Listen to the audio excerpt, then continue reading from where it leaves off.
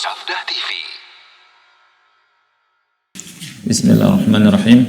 Assalamualaikum warahmatullahi wabarakatuh.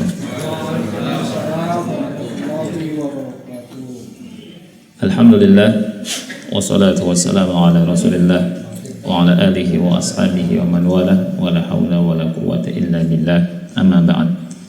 Bapak Ibu yang Allah muliakan, alhamdulillah kita bersyukur pada Allah Subhanahu wa taala. Di pagi hari ini kita bisa beraktivitas atau memulai pagi hari ini dengan aktivitas yang insya Allah diridhoi oleh Allah Subhanahu wa taala. Kita minta pahalanya dan kita minta keberkahannya dari Allah. Dan kita juga ingat dengan hadis Rasul kita SAW, di mana beliau mendoakan keberkahan untuk umatnya di pagi hari. Allahumma barik li ummati fi bukuriha. Ya Allah, berkahilah untuk umatku di pagi harinya. Oleh karena itu sangat bahagia, sangat gembira dan penuh dengan keberkahan, ya. Di pagi hari ini kita bisa kumpul dan menggapai keberkahan dan doa Rasul kita sallallahu alaihi wasallam. Ikhwah yang Allah muliakan, pada kesempatan yang mulia ini kita akan bahas tentang bab yang kedua dari kitab ini, yakni tentang bab al-awani, ya. Materinya sudah dikirimkan, di-share, ya. Iya. Bab al-awani. Saya tulis, ya.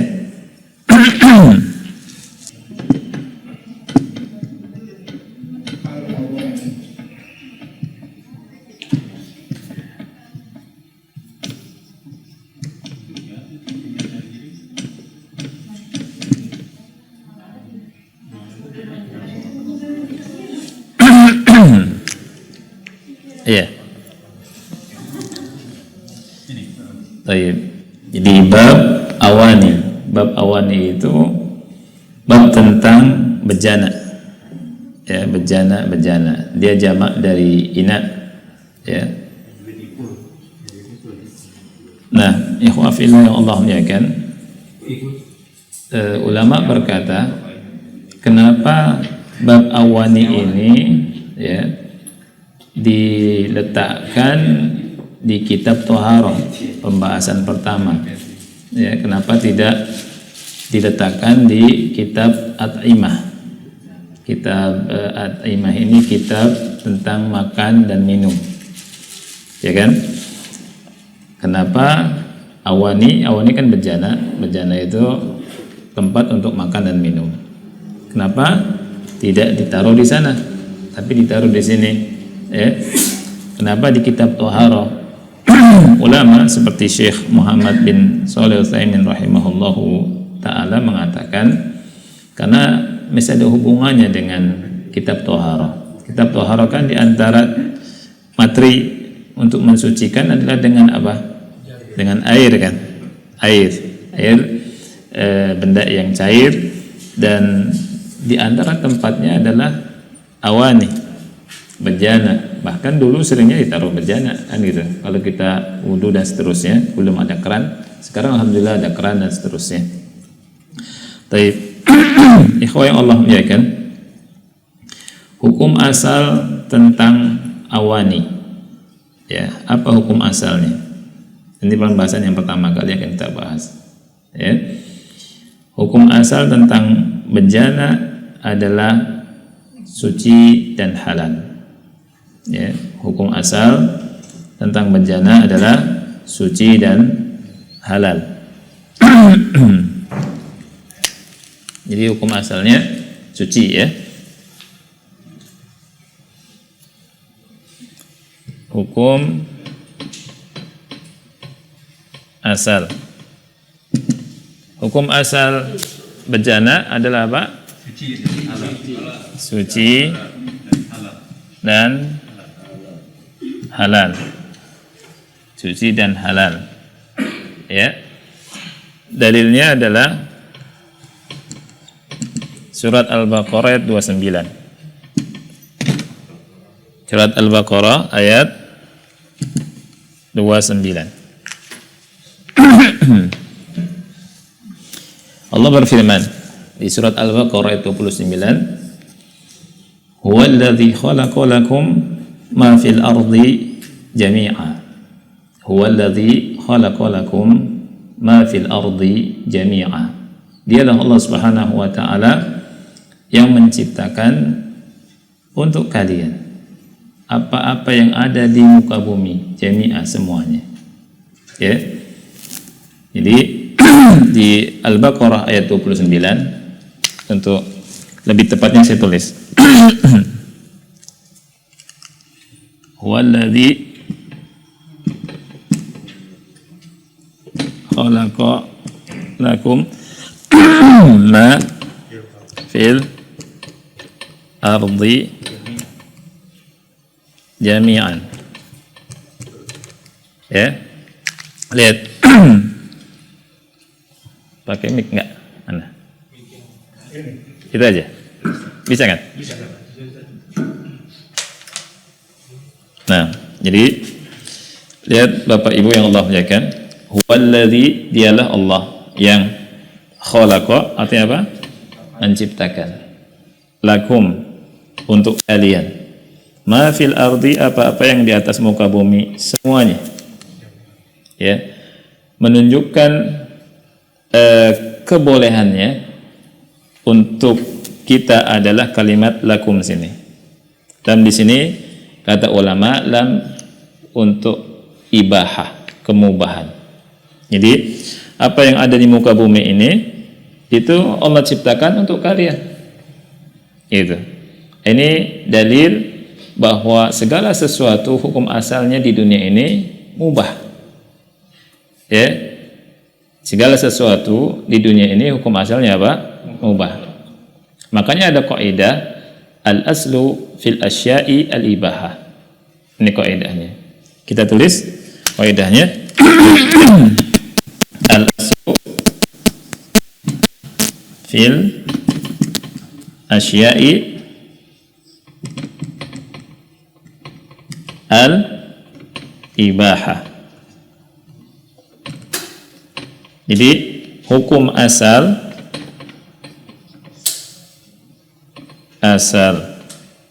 segala sesuatu atau sesuatu aja ya, sesuatu di bumi, di dunia atau di bumi ya, adalah mubah.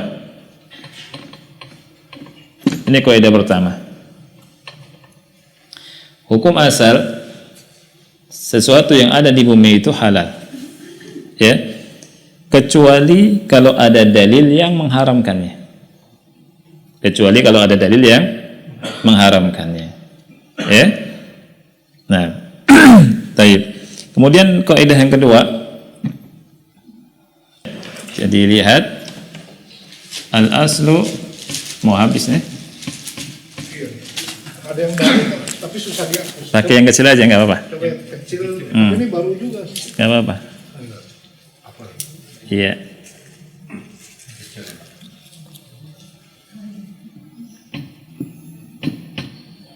Iya. Al-aslu kelihatan kan? Nggak kelihatan. Kelihatan. Iya. Fil ibadati al-hadru.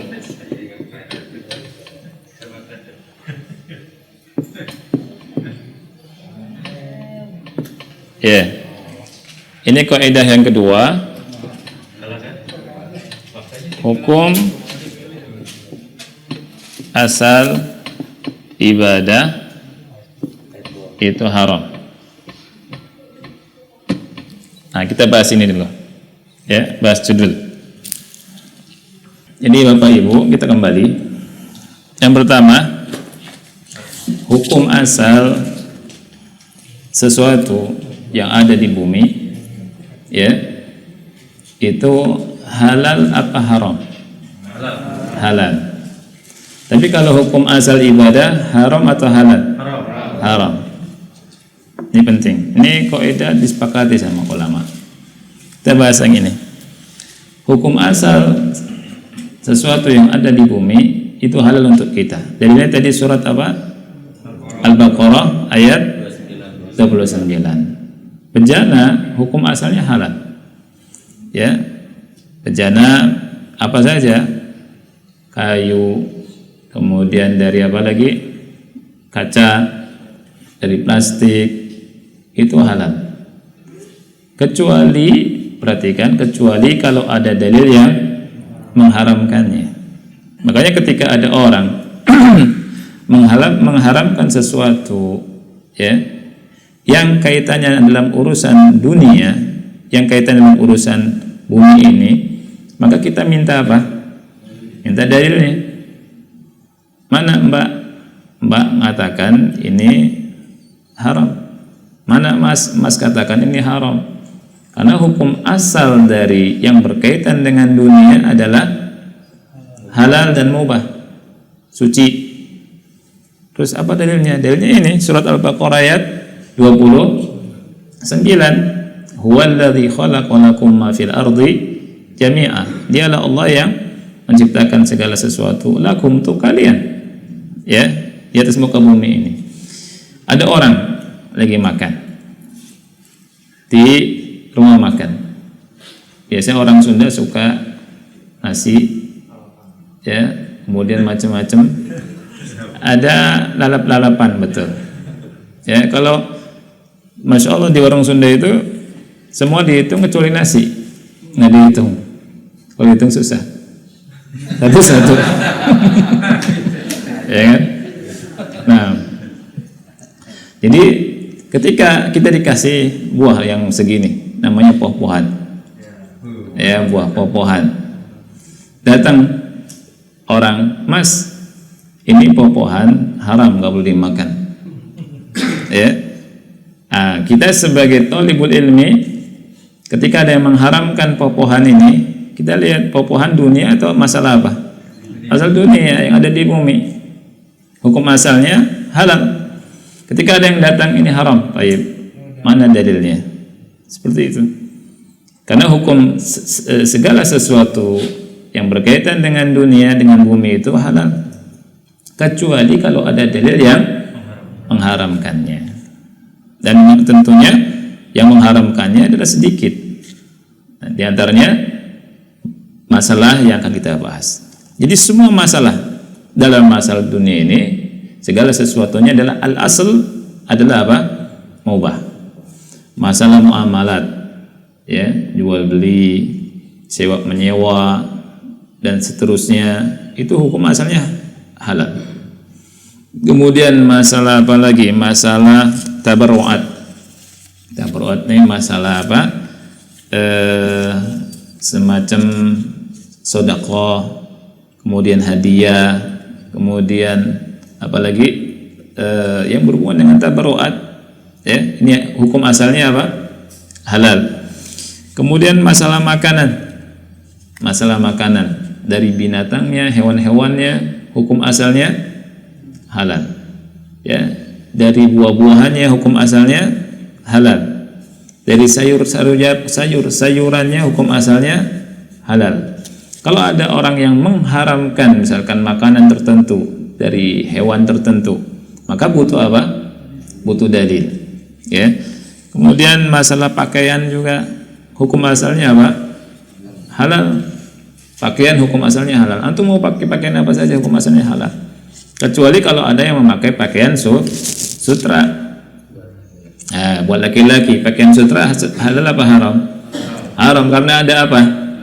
Karena dalil yang mengharamkan. Karena ada dalil yang mengharamkan sutra itu, kata Rasul, halal buat wanita dari umat Islam, haram buat laki-lakinya. Ada dalilnya. Kemudian seperti masalah pernikahan, ya, antum boleh menikah dengan siapa saja dari wanita, ya, kecuali kalau ada misalkan persusuan, ya, ada dalilnya, hukumnya apa? Haram. Seperti itu. Nah, jadi ini kaidah yang pertama, al-aslu fil asya al-ibahah. Hukum asal dari sesuatu yang kaitannya dengan masalah dunia, hukumnya apa? Halal, mubah, suci, kecuali kalau ada dalil yang mengharamkannya. Nah, kemudian yang kedua, kaidah di atas, ya, kebalikannya. Hukum asal ibadah adalah al-hadru, al-haram, kecuali kalau ada dalil yang menyariatkannya, ya, memerintahkannya atau yang mensunnahkannya. Jadi perlu diketahui, seseorang nggak boleh melakukan ibadah hukum asalnya, mengatakan ini wajib atau ini sunnah, ini hukum asalnya tidak boleh, kecuali kalau ada dalil, ada perintah, ya, dalilnya dari Al-Quran atau dari sunnah, dari hadis, ya. Apa dalilnya? Bisa kita lihat, ya, dalilnya surat Asy-Syura ayat 21. Surat Asy-Syura ayat 21. Ini muqaddimah cukup penting. Asy-Syura ayat 21. Allah berfirman, "Am lahum syuraka'u syara'u lahum minad din ma lam ya'zan bihillah." Ingat-ingat dalilnya surat Asy-Syura ayat 21. Allah berfirman, "Am lahum syuraka', apakah mereka memiliki sekutu? Syara'u lahum minad din, yang membuat syariat untuk mereka, yang membuat syariat agama untuk mereka. Ma lam ya'zan bihillah, yang tidak ada izin dari Allah." Ya. Ini sekali lagi bahwa hukum asal ibadah itu haram, kecuali kalau ada dalil yang mensyariatkannya. Dalilnya ini surat Asy-Syura 21. Allah marah dengan orang-orang yang membuat syariat tanpa izin dari Allah. Makanya tidak boleh kita, ya, melakukan ibadah, kita mengajak orang untuk beribadah dengan sesuatu yang ngarang-ngarang. Mas, ini mubah, Mas, ini wajib loh, ini sunnah loh, gitu ya. Nah, kita harus tanya dalilnya mana, gitu. Karena hukum asal dari ibadah itu apa? Haram. Kemudian kita lihat surat Al-Jathiyah ayat 18 sampai 19. Surat Al-Jathiyah ayat 18 sampai 19. Ya. Allah berfirman, "Tsumma ja'alnaka 'ala syari'atin minal amr." Kemudian kami jadikan engkau, wahai Muhammad, di atas syariat dari agama itu. Fattabi'ha, maka ikutilah. Wala tattabi' ahwa'al ladzina la ya'lamun. Janganlah engkau mengikuti hawa nafsunya orang-orang yang tidak mengetahui, yang tidak punya ilmu. Innahum lan yughnu 'anka minallahi syai'a. Sesungguhnya mereka tidak dapat menghindarkan engkau dari azab Allah sedikit pun. Ya. Nah, ini dalil yang kedua. Jadi Allah Subhanahu wa taala memberitahu kepada Nabi Muhammad SAW, dan itu umat Islam, untuk umatnya, sesungguhnya engkau berada di atas apa? Syariat agama. Ya. Kemudian diperintah fattabi'ha, ikuti syariat ini. Ya. Wala tattabi'. Nah, kemudian ada larangan. Janganlah engkau mengikuti apa? Ahwa alladzina la ya'lamun. Hawa-hawa nafsu orang yang tidak punya ilmu. Nah, di sini ada syariat dari Allah, ada hawa nafsu, ada akal-akalan, ya, ada asal-asalan. Ya. Agama, ibadah dibangun di atas ittiba, dalil yang Allah Subhanahu wa taala turunkan kepada Nabi Muhammad SAW. Bentuknya Al-Quran dan Sunnah. Ya. Kemudian di sana ada hawa nafsu, ada akal-akalan. Ini lawan nih. Makanya Allah Subhanahu wa taala perintahkan ikuti syariat, jangan ikuti hawa nafsu orang yang tidak berilmu. Karena ikhwati fillah, agama kita dibangun di atas apa? Dalil, ya, di Al-Quran dan Sunnah. Makanya Ali bin Abi Thalib pernah berkata apa? Pernah saya sampaikan, "Lau kana ad-dinu bir-ra'yi lakana asfalal khuf aula bil mashi min a'lahu." Seandainya agama Islam dibangun di atas ra'yu, akal-akalan, niscaya bawah sepatu khuf lebih layak untuk diusap dari yang atasnya. Tapi kalau kita wudu, kemudian kita tidak membasuh kaki, inginnya mengusap khuf, ngusap di atas khuf kita atau kaos kaki kita, itu yang kita usap bawah atau atas? Atas. Ya, kata Ali bin Abi Thalib, kenapa enggak bagian bawah? Ya kan? Yang kita usap. Ini menunjukkan agama itu harus dengan ittiba, mengikuti contoh dari Rasulullah sallallahu alaihi wasallam. Ya. Jadi Allah tidak membiarkan orang bebas berselancar dengan akalnya memahami agama, ya, menuju Allah, tidak bisa. Kita butuh bimbingan. Bimbingannya adalah Rasulullah sallallahu alaihi wasallam. Dan Allah turunkan bersama Rasul SAW kitabnya, kitab suci. Makanya dalilnya adalah kitab suci Al-Quran dan sunnah Rasulullah sallallahu alaihi wasallam. Karena kalau misalkan agama diserahkan kepada manusia, ada 1000 orang, 1000 model masalah, ya kan? Kalau agama diserahkan kepada akal-akal manusia, rusak. Ya, nah ini. Jadi ikhwah yang Allah muliakan, Rasul kita sallallahu alaihi wasallam juga bersabda dalam hadis riwayat Muslim, ini dalilnya yang sering kita dengar, man amila amalan laisa alaihi amruna fahuwa rad. Barang siapa yang beramal dengan sebuah amalan yang tidak ada contoh dari kami, maka tertolak. Ya, maka tertolak. Ini dalilnya. Jadi pertama, hukum asal yang kedua ya, hukum asal ibadah adalah apa? Haram. Jadi kalau ada yang mengatakan ini mas wajib nih, atau ini kita disunahkan ini, mana dalilnya?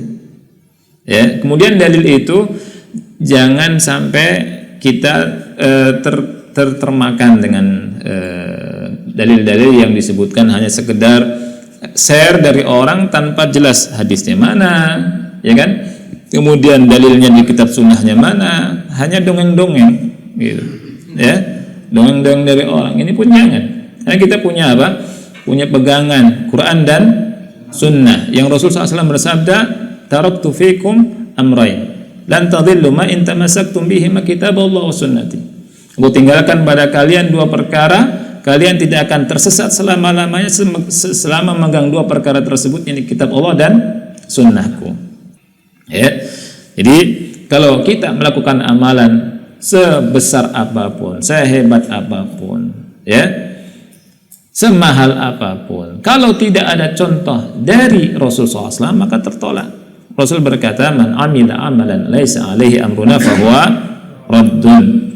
Nah, ikhwah yang Allah muliakan, lihat al-aslu fil ibadah al-hadar. Hukum asal ibadah adalah haram. Nah, sekarang Anda akan masuk sedikit lagi sebagai muqaddimah dari bab ini, ya.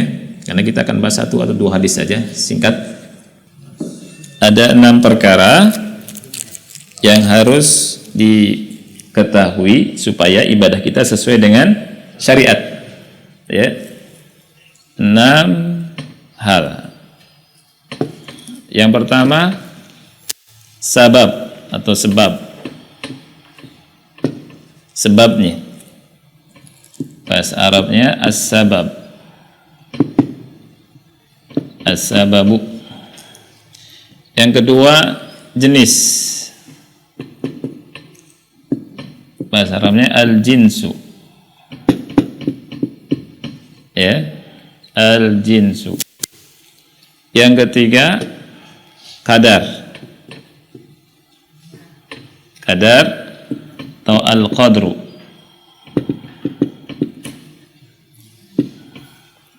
Yang keempat adalah kaifiyah, kaifiyah,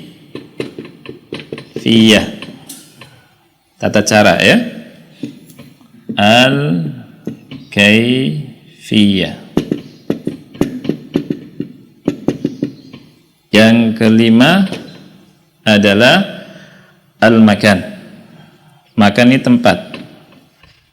Jadi kalau makan ambil tempat, iya, makan tempat. Al-makan, makan. Enggak.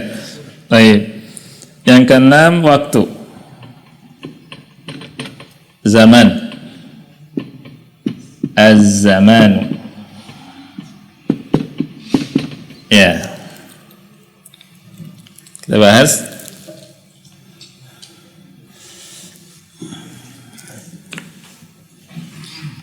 Nah, perlu diingat, ibadah akan sesuai dengan syariat, dengan sunnah Nabi Muhammad SAW kalau kita memperhatikan 6 perkara ini. Ya. Yang pertama adalah as-sabab. Sabab. Ya, sabab atau sebab. Sebab bahasa Arabnya sababun. Tinggal di a saja, sababun. Jadi bahasa Indonesia apa? Sebab. Ya. Sebab musabab itu bahasa Arab ternyata. Ya. Sebab. Iya. Sebab, sebabun, sababun. Ya, kalau pakai alif lam as-sababu. Iya. Nah, gini. Tidak boleh kita melakukan aktivitas ibadah dengan sebab yang kita karang-karang. Ya, dengan sebab yang kita apa? Karang-karang. Karena ada ibadah-ibadah yang sebabnya itu sudah memang dicontohkan, ya, dilakukan oleh syariat. Contoh misalkan gini, ya, kalau ada di antara kita melakukan setiap mau masuk masjid siwakan. Ini kan kelihatannya baik kan, ya, kelihatannya baik. Setiap mau masuk masjid bersiwak. Ini kata ulama, ini tidak benar. Ketika kita tanya kenapa? Karena mengkiaskan kita mendapati Rasul siwakan sebelum masuk rumah, gitu ya, dengan hadisnya kan. Nah, kalau sebelum masuk rumah ada sebabnya Rasul SAW siwakan, ya. Tapi kalau misalkan kita masuk masjid siwakan, ini bisa masuk kepada hal yang mengada-ada. Kalau mau sholat mungkin, ini kalau mau masuk masjid siwakan. Ini menjadikan sebab, ya, bukan dari syariat. Ya. Nah, contoh yang lain. Ada sebagian kita di malam tahun baru kumpul, ya. Malam tahun baru Hijriyah atau Miladiyah, Masehi, ya kan? Jam 12 malam kumpul karena malam tahun baru harus berpakaian putih semua. Jam 12 sujud semua, gitu ya. Ini melakukan ini, ngambilnya sebabnya apa? Sebabnya malam tahun baru. Nah, sebab ini ada tidak perintah dalam syariat? Tidak ada. Nah, kalau kita ngarang-ngarang sebab, masuk ke dalam apa? Bid'ah. Ya. Kalau sholat duhur ada sebabnya. Aqimis sholata liduluki syams. Ya kan? Tegakkan sholat ketika matahari sudah condong ke arah barat. Duluk syams itu tergelincir ke arah barat. Ini sebab. Gitu. Ya. Jadi kalau kita melakukan ibadah dengan sebab yang kita karang-karang, bisa masuk ke bid'ah. Ya. Jadi perlu diketahui sebab ini penting. Ya, sebab ini penting. Sesuatu yang bisa dilakukan di zaman Rasul tidak melakukannya, artinya sebab itu ada sebenarnya di zaman Rasul, tapi Rasul tidak melakukannya. Sunnah bagi kita tidak melakukannya juga. Jadi sunnah itu ada dua, sunnah fi'liyah dan sunnah tarkiyah. Sunnah fi'liyah dari kata fi'il, sesuatu yang dicontoh sama Rasul kita contoh, kita kerjakan. Sunnah tarkiyah dari kata tarak, ditinggalkan, sesuatu yang tidak dilakukan Rasul kita juga tidak melakukannya. Ya, oleh karena itu nggak boleh kita ngarang-ngarang ibadah dengan sebab tertentu. Kemudian yang kedua, jenis ibadah ya juga harus dicocokkan dengan syariat. Ya, contoh yang mudah dalam kurban. Dalam berkurban, Allah Subhanahu wa taala mensyariatkan hewan-hewan itu onta, sapi atau kerbau, terus kambing atau domba. Nah, itu aja. Ya. Nah, ada di antara kita, ana nanti nih pada Id ana siapkan untuk korban. Setelah Idul Fitri, ya ana siapkan ada waktu. Nyelengin fulus, ya. Nyelengin dulu di celengan, sekarang nggak di celengan ya. Nyelengin, nabung lah ya. Ana mau beli bebek 1 truk. Yang lain korbannya kambing atau sapi, ana bebek lah 1 truk. Saya kirim, ya, kirim ke ustadz, kirim ke jamaah. Korban dari korban Idul Adha. Ayo, diterima tidak? Tidak diterima. Karena jenisnya berbeda. Jenisnya sudah Allah tentukan di Al-Quran dan di hadis Rasulullah SAW. Ya, nah, kalau kita melakukan ibadah menyelisih jenisnya dari syariat, maka tidak diterima. Nah, begitu juga misalkan anak mau akikah. Akikah itu kata Rasul kalau laki-laki nyembelih 2 kambing, perempuan nyembelih 1 kambing. Anak mau nyembelih ayam aja. Laki-laki 2 ayam, perempuan 1 ayam. Diterima ya? Tidak. Karena jenisnya berbeda. Ya. Baik, berikutnya yang keberapa? Yang ketiga, kadar. Al-qadar, kadar. Ya. Kadar, takaran, ukuran. Ini juga harus disesuaikan dengan syariat. Harus disesuaikan dengan syariat. Ya. Salat subuh 2 rakaat. Salat maghrib 3 rakaat. Salat asar 4 rakaat. Isya 4 rakaat. Zuhur 4 rakaat. Ukurannya, takarannya, hitungannya sudah ditentukan. Sesuatu yang sudah ditentukan hitungannya, takarannya dan seterusnya, tidak boleh kita ngarang-ngarang. Anak kalau sholat subuh karena masih seger tidur jam 9, tambah 2 rakaat. Jadi berapa? 4 rakaat. Duhur karena habis kerja capek kan, terus masih ada meeting, anak ubah 2 rakaat. Boleh tidak? Tidak boleh. Diterima tidak? Tidak diterima. Karena Rasul bilang apa? Man amila amalan laisa alaihi amruna fahuwa. Barang siapa yang beramal dengan sebuah amalan yang tidak ada contoh dari kami, maka tertolak.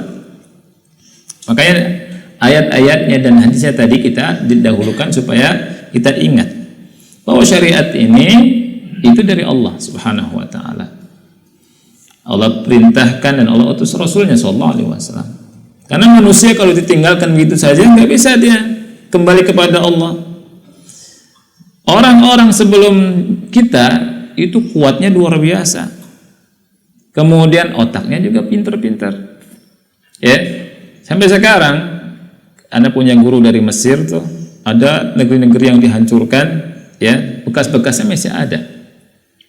Zat perwarnanya itu sampai sekarang ya, itu enggak luntur. Kita kalau punya cat ya, berapa tahun luntur. Harus dicat lagi. Itu zat warna yang digunakan oleh kaum yang dihancurkan sama Allah, itu subhanallah tidak luntur-luntur sampai sekarang, tapi hancur. Ya, jadi kita dalam kembali kepada Allah tidak hanya berdasarkan ra'yu, tapi berdasarkan wahyu. Ya, berdasarkan wahyu. Nah, tapi juga tidak bertentangan. Ya. Tidak bertentangan. Hanya saja kita tempatkan akal itu mengikuti Al-Quran dan Sunnah. Jadi kadar itu sangat jelas ya. Kemudian ikhwah yang Allah muliakan, yang keempat apa? Kaifiyat. Kaifiyat tata cara. Tata cara ibadah sudah diatur oleh Islam. Dicontohkan sama Rasulullah SAW.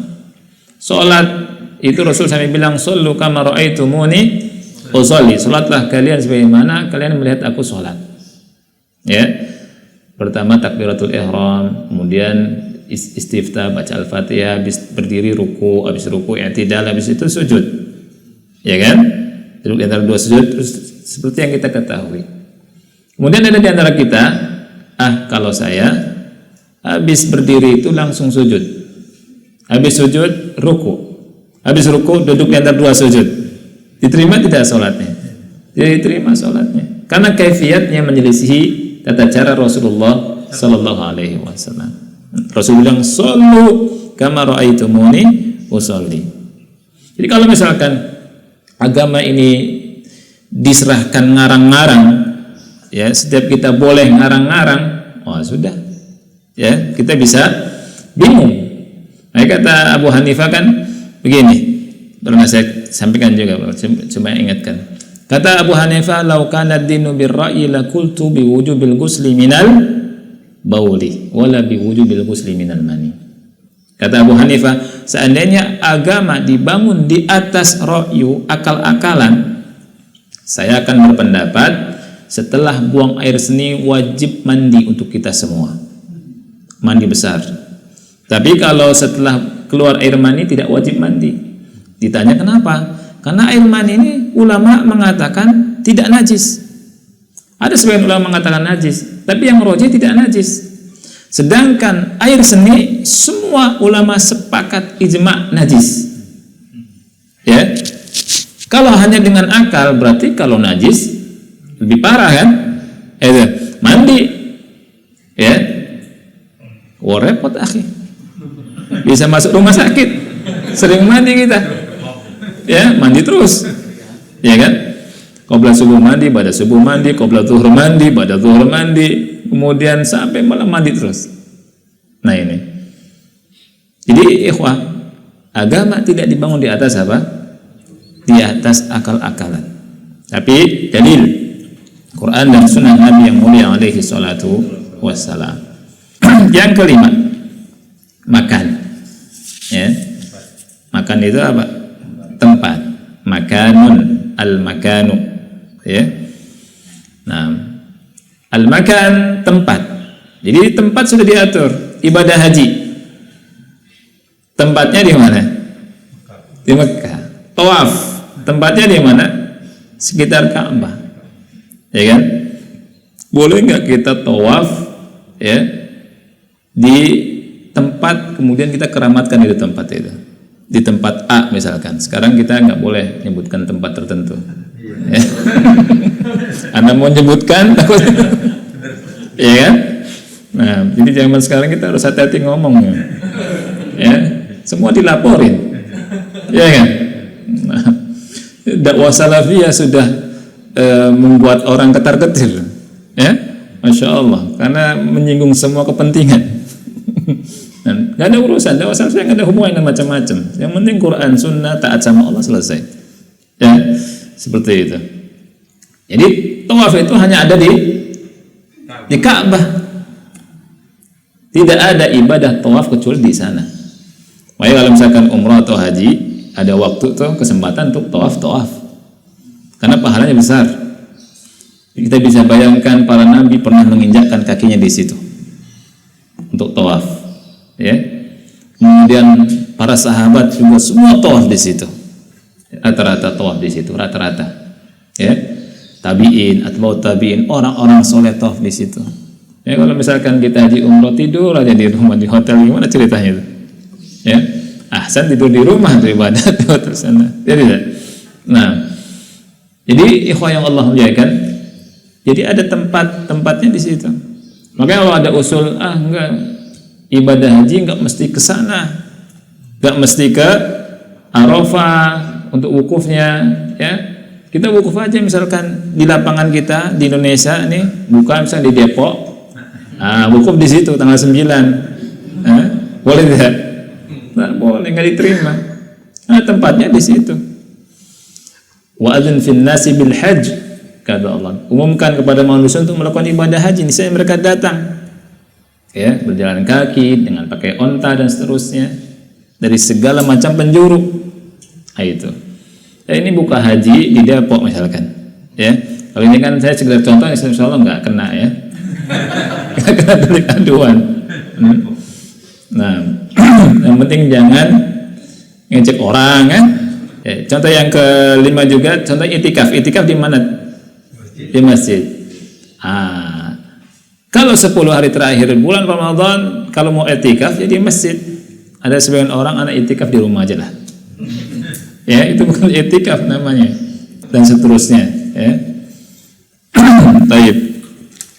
Kemudian yang ke-6, az-zaman. Zaman, waktu. Zamannya apa? Waktu, ya. Waktu itu juga sudah diatur, nggak boleh kita beribadah mengarang-arang waktu. Ana mau sholat zuhur tapi sebelum zawal, sholat zuhurnya jam 8 misalkan, ya, diterima tidak? Diterima. Inna sholata kanat alal mu'minina kitaban mawquta. Salat itu sudah ada waktunya, diwajibkan oleh Allah Subhanahu wa taala untuk orang-orang yang beriman. Jadi kita nggak boleh ngarang-ngarang masalah waktu. Ana mau hajian di bulan Muharram. Ana mau wukuf di Arafah tanggal 9 Ramadan. Bisa nggak diterima enggak? Nggak diterima. Ya. Karena sudah ada waktunya. Oleh karena itu kita harus kembali kepada syariat dalam 6 perkara ini. Nggak boleh kita ngarang-ngarang. Karena Rasul berkata, "Man 'amila 'amalan laisa 'alaihi amruna fahuwa raddun." Barang siapa yang beramal dengan sebuah amalan yang tidak ada contoh dari kami, maka tertolak. Nah, baik, kita sekarang baca hadis ini. Bab al-awani. Al-hadits salis. Hadis yang ketiga. Jadi setiap babnya ana ambil mungkin 1-2 hadis, tidak semuanya kita bahas, ya. An Hudzaifah ibn al-Yaman radhiyallahu anhu, dari Hudzaifah ibn al-Yaman. Hudzaifah ibn al-Yaman. Hudzaifah ibn al-Yaman ini Hudzaifah itu sahabat Nabi, Yaman juga sahabat Nabi. Jadi anak dan bapaknya sahabat Nabi. Cuma Yaman, bapaknya Hudzaifah ini terbunuh di perang Uhud. Salah bunuh kaum muslimin. Disangkanya bukan sahabat. Ya. Nah, itu. Nah, Hudzaifah itu dikenal dengan sahibu sirri Rasulullah sallallahu alaihi wasallam. Jadi orang yang punya rahasianya Rasulullah sallallahu alaihi wasallam. Maksudnya apa? Maksudnya Rasul kasih tahu nama-nama orang munafik di zaman itu. Fulan oleh Rasulullah SAW kepada Hudzaifah bin Yaman. Ya. Jadi makanya Umar bin Khattab radhiyallahu anhu itu kalau mau menyolati orang, lihat Hudzaifah dulu. Kalau Hudzaifah nyolati, maka Umar ikut. Kalau Hudzaifah enggak menyolatkan, maka enggak nyolatkan. Khawatirnya munafik, karena tahu. Sampai Umar bin Khattab radhiyallahu anhu berkata kepada Hudzaifah, "Ya Hudzaifah, demi Allah, apakah hal sammani Rasulullah SAW ma'al munafikin?" Apakah Rasul nyebut aku bersama orang-orang munafik? Hudzaifah awalnya nggak ngasih tahu, karena itu kan rahasia. Tapi Umar tetap kekeh, ya, sampai katakan tidak. Nah, Umar takut sampai seperti itu. Maka hendaknya kita periksa hati kita semua. Ya, sahabat yang luar biasa Umar bin Khattab itu takut kalau terjangkiti sifat munafik di hatinya. Yang subhanallah itu suka menangis di malam hari, ya, dan ibadahnya luar biasa, dijamin masuk surga oleh Allah Subhanahu wa taala lewat lisan Rasulullah SAW. Rasul berkata, Abu Bakar fil jannah, Umar fil jannah. Abu Bakar masuk surga, Umar masuk surga. Ya. Dan ketika ada di Bukit Uhud, Rasul pernah naik di Bukit Uhud bersama Abu Bakar, Umar dan Utsman. Rasulullah SAW Ketika di atas itu Bukit Uhud goyang. Kata Syekh Utsaimin, goyangnya bukan karena gempa. Goyang itu farohan, senang. Subhanallah, Bukit Uhud senang. Ya, Rasul berada di atasnya. Sampai benda mati, yang kita katakan benda mati, subhanallah, senang dengan Rasulullah SAW. Ya, maka kita harusnya lebih cinta sama Rasulullah SAW. Rasul bilang, "Usbut Uhud, tenang Uhud, diam. Sesungguhnya di atas engkau ada seorang nabi, siddiq wa syahidan." Siddiq artinya Abu Bakar Siddiq, orang yang membenarkan, wa syahidan, dan 2 orang yang mati syahid. Hadisnya sahih. Padahal masih hidup. Umar dan Utsman masih hidup.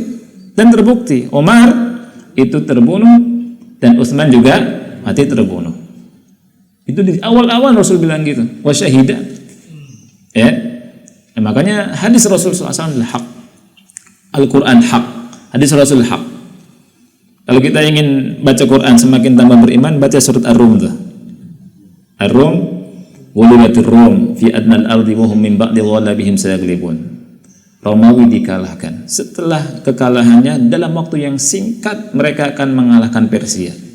Padahal di masa itu ya Romawi dihabiskan sama Persia sehabis-habisnya. Orang memperkirakan ratusan tahun bisa bangkit. Tapi itu Fibit Esin itu di bawah 10 tahun. Sampai taruhan karena Abu Bakar Siddiq di Mekah waktu itu masih boleh. Ya. Dan nyata tidak sampai lebih dari 10 tahun Persia dikalahkan lagi sama Romawi. Ya kan? Kita baca itu tuh Masya Allah. Kan orang-orang kufar Quraisy ketika itu turun di Mekah ngejek-ngejek kaum muslimin. Gimana gitu ya. Itu sampai taruhan seperti itu. Nah, jadi ayat-ayat Allah dan hadis-hadis Rasulullah SAW adalah hak min indillahi subhanahu wa ta'ala, wajib kita imani. Nah, Umar bin Khattab itu bilang ke Hudzaifah, hal samani Rasulullah SAW ma'al munafikin, apakah Rasul menyebutkan aku bersama kaum munafikin? Sampai seperti itu nih. Ya. Nah, hadis ini dari Hudzaifah. An Hudzaifah bin al-Yaman radhiyallahu anhu, dari Hudzaifah bin Yaman semoga Allah meridai beliau, dia berkata, qala Rasulullah sallallahu alaihi wasallam, Rasulullah SAW bersabda, la tashrabu fi aniyati adh-dhahabi wal fiddati wa la ta'kulu fi sihafiha. Janganlah kau makan atau kalian makan di bejana yang terbuat dari emas dan perak. Janganlah kau minum ya, tashrabu, janganlah kau minum ya dari bejana yang terbuat dari emas dan perak. Wa la ta'kulu fi sihafiha. Jangan kau makan dalam bejana yang terbuat dari keduanya. Sihaf itu jamak sohfah, bentuk jamak dari sohfah. Sohfah ini sebuah nampan ya, yang bisa kita makan untuk 5 orang. Sohfah itu ya. Nah, bisa juga kita terjemahkan piring ya, piring. Jadi jangan minum dan makan dari gelas atau piring dari bejana yang terbuat dari emas dan perak. Kemudian Rasulullah SAW menyebutkan ilatnya, menyebutkan sebabnya. Nah, apa sebabnya? Fa innaha lahum fid dunya wa lakum fil akhirah. Karena itu untuk mereka, untuk orang-orang kafir di dunia ini. Wa lakum fil akhirah, dan untuk kalian di akhirat kelak. Muttafaqun alaih. Di sini riwayat Bukhari dan Muslim. Nah, yang kedua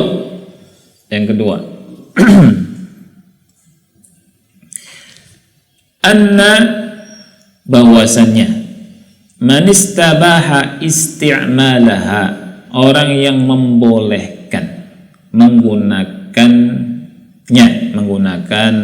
tadi bejana yang dari perak atau emas atau perak fid dunya, di dunia ya, hurrima isti'maluha fil akhirah, dia akan terharamkan menggunakannya di akhirat. Jadi orang yang menggunakan bejana dari emas dan perak dan dia menghalalkannya, maka dia tidak akan mendapatkannya di akhirat. Subhanallah. Jadi orang Islam sabar. Ya, orang mukmin sabar. Sabarnya apa?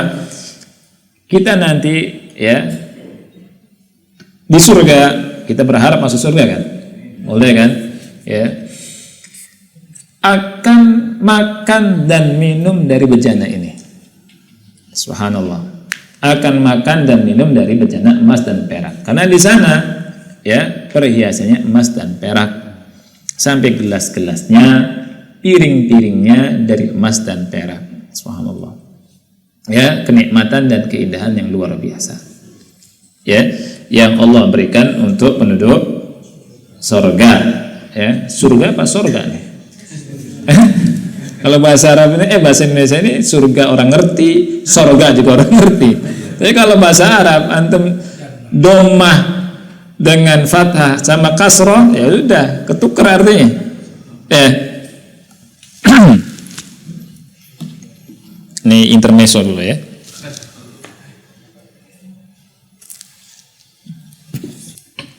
Ya. Kalau bahasa Indonesia sorga sama surga. Orang paham tidak? Paham kan? Walaupun nanti lihat di yang EYD-nya yang tepat yang mana kan. Tapi orang paham sorga atau surga. Di bahasa Arab tulisannya sama, jim, nun, tasdid, tamarbutoh. Ya, kalau kita fathahkan jadi jannah, artinya apa? Surga, taman, ya tidak. Tapi kalau kita kasrohkan jadi jinnah, jadi apa? Jin artinya, minal jinnati wan nas. Kalau kita domahkan jadi junnah. Apa arti junnah? Perisai, tameng. Oh, banyak yang begini bahasa Arab. Ya, makanya hati-hati domah fathah kasroh itu hati-hati. Tapi kalau bahasa Indonesia enak, sorga, surga, ya. Makhraj juga demikian. Kita makhraj antara sin sama shin, sukran sama syukran. Kalau syukran terima kasih, kalau syukran mabok. Ya, antum ngasih hadiah, ngasih makanan, ya, syukran mabok loh. Alhamdulillah, antum nggak ngerti bahasa Arab, ya. Syukran, mabok, akhi. Dekat dengan sukara, ya ayyuhalladzina amanu la taqrabus sholata wa antum sukara, ya tidak. Tapi kalau bahasa Arab, bahasa Indonesia itu nggak ada masalah, ya. Masalah sama aja, ya tidak. Jadi ini pentingnya kita bahasa Arab. Begitu kita belajar bahasa Arab. Nah, kita kembali ikhwah, ya. Orang yang menggunakan dan menghalalkan, ya, emas dan perak bejana ini, maka dia diharamkan dari menggunakannya di akhirat, ya, dari hal tersebut. Tapi perlu diingat ikhwan, boleh tidak kita punya perhiasan berupa piring emas, piring perak, gelas emas, gelas perak, boleh tidak? Jawabannya boleh. Asal jangan buat makan. Harus dibedakan antara ittikhaz dan isti'mal. Ittikhaz itu kita gunakan, kita buat untuk zina, untuk hiasan, ya. Ditaruh misalkan di meja emas, perak, orang tamu, ini sombong banget. Ya. Makanya sebagian ulama mengatakan kalau kalaupun kita boleh itu juga lebih baiknya tidak, ya. Tapi kalau bolehnya boleh, ya, bolehnya boleh. Ya, bolehnya itu boleh. Tapi kalau kita melakukannya karena sombong dan seterusnya, ini khawatir, ya. Nah, baik. Jadi yang kedua, man istabaha isti'malaha fid dunya hurrima isti'maluha fil akhirah. Orang yang memubahkan, ya, menggunakannya di dunia, dia diharamkan dari keduanya di akhirat. Yang ketiga, anna aniyatadz dzahabi wal fiddati min na'imil jannah. Bahwa bejana emas dan perak itu salah satu nikmat surga. salah satu kenikmatan yang ada di surga. Kadang-kadang surga, kadang-kadang sorga. Alhamdulillah ada yang protes.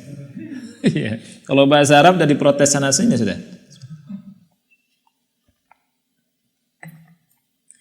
Jadi orang yang menggunakan bejana emas dan perak, itu merupakan salah satu nikmat surga.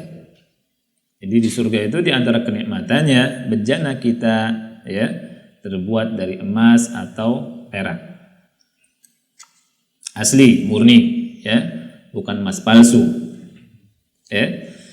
Kita punya piring emas, punya gelas perak, gelas emas, gelas perak. Kalau buat wadah obat-obatan, boleh tidak?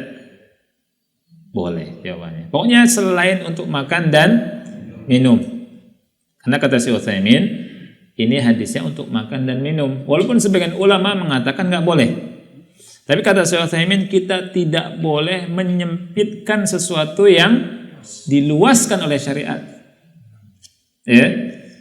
Jadi kalau misalkan kita mengatakan tidak boleh dalam semua perkara, berarti kita telah menyempitkan perkara yang luas. Ini kata Syekh Muhammad bin Shalih Al-Utsaimin rahimahullahu taala, ya.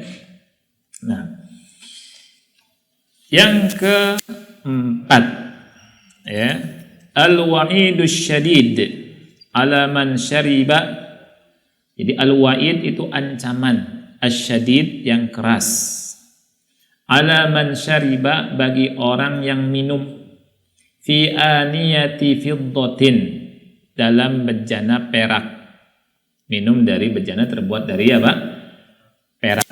Wa min babi aula aniyatuz zahab.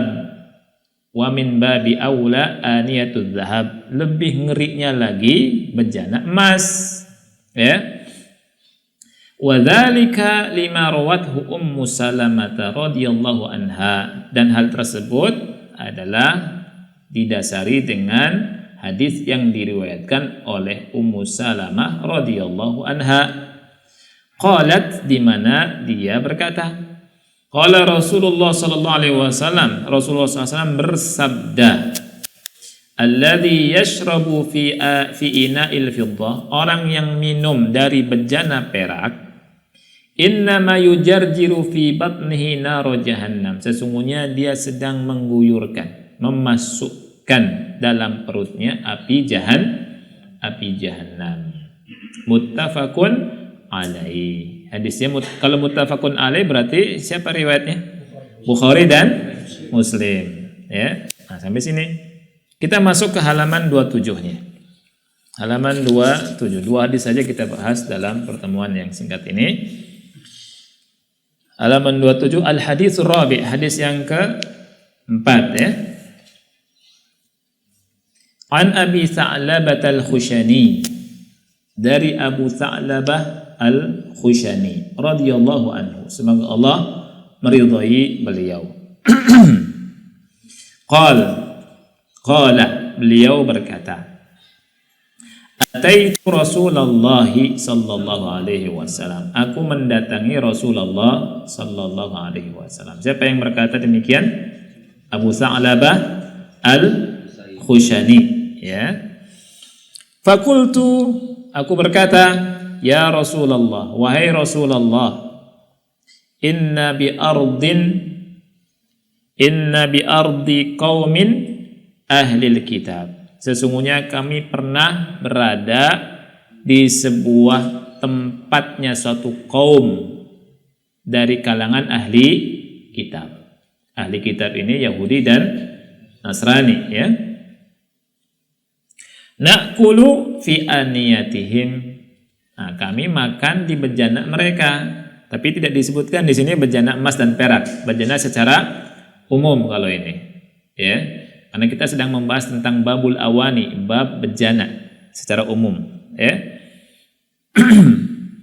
Faqal, Rasul SAW menjawab, maka Rasul berkata, amma ma dzakarta annaka bi ardi qaumin ahlil kitabi, amma adapun ma dzakarta yang engkau sebutkan, annaka bi ardi qaumin ahlil kitab, bahwa engkau pernah berada di sebuah tempat, ya, dari kalangan ahlul kitab, ta'kulu fi aniyatihim, dan kau makan dari bejana mereka atau pada bejana mereka. Fa in wajadtum ghaira aniyatihim fala ta'kulu fiha. Jika engkau atau kalian mendapati bejana selain milik mereka, ya, fala ta'kulu fiha, maka jangan makan dari bejana mereka. Jadi kalau mendapatkan ada bejana, ya, selain bejana mereka, makan pakai bejana itu. Ya. Wa illam tajidu, kalau tidak mendapati bejana selain bejananya mereka, fagsiluha, maka cuci dulu. Fagsiluha, maka cucilah. Tsumma kulu fiha, kemudian makan dari bejana mereka. Ya, muttafaqun alaih, hadis riwayat Bukhari Muslim, muttafaq alaih fi haditsin tawil, dalam hadis yang panjang. Berarti hadis ini potongan hadis saja. Ya. Al fawaid, kita ambil fawaidnya. Ada 5 faidah. Ya, ada 5 faidah. Yang pertama adalah annal insan alaihi an yas'ala amma yushkilu alaihi min amri dinihi. Seseorang itu hendaknya bertanya, ya, atau wajib bertanya, kan pakainya alaihi. Bertanya kepada orang yang berilmu tentunya, ya, tentang permasalahan agamanya kalau dia tidak tahu. Ya, saya terjemahkan dengan terjemahan bebas. Ya. Jadi seseorang wajib bertanya tentang permasalahan apa? Agamanya, tentang urusan dinnya. Nah, kita kalau nggak ngerti, tanya kepada ulama, tanya kepada ustadz, tanya kepada kawan yang belajar, yang berilmu, ya, yang sudah tahu sunnah. Kalau ada perkara agama yang kita tidak tahu, tapi lebih baiknya tanya, memang bertanya itu kepada orang berilmu. Ya, ini yang pertama. Yang kedua, an-nahyu an isti'mali aniyati ahlil kitab. Larangan menggunakan bejana ahli kitab. Ya.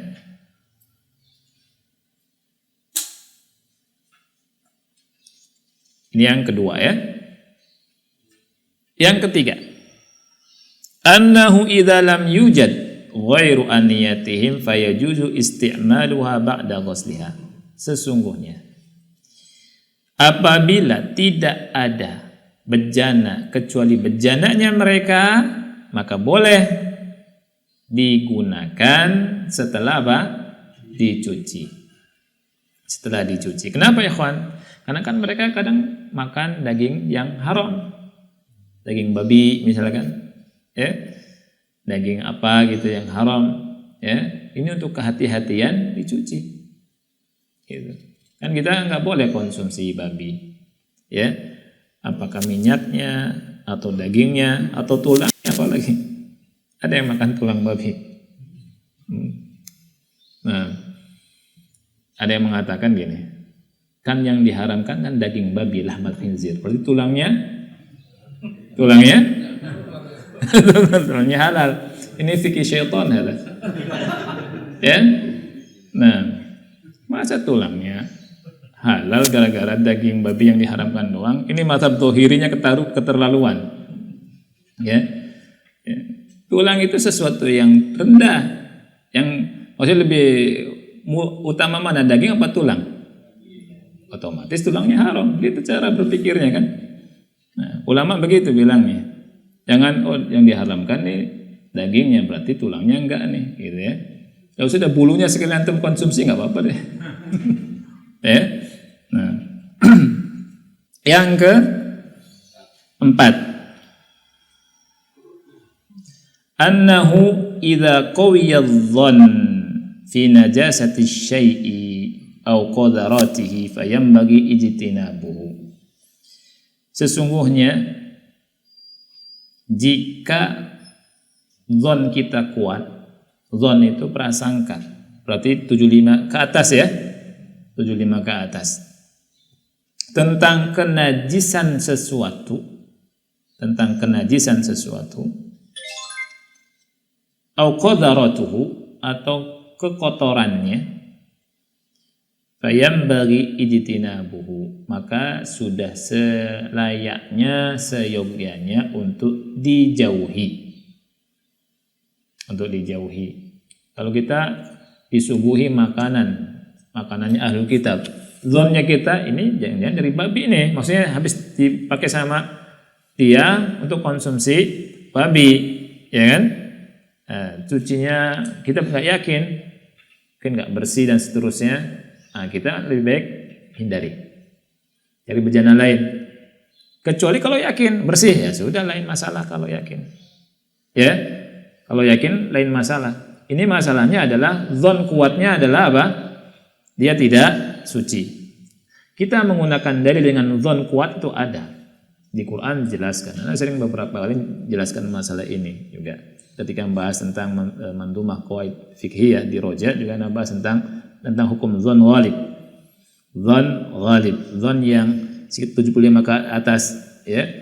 Kalau misalkan kita zonnya kuat, ya ada hukumnya, tapi itu ada pembahasan khusus tentang masalah itu, ya. Nah, yang terakhir, yang kelima,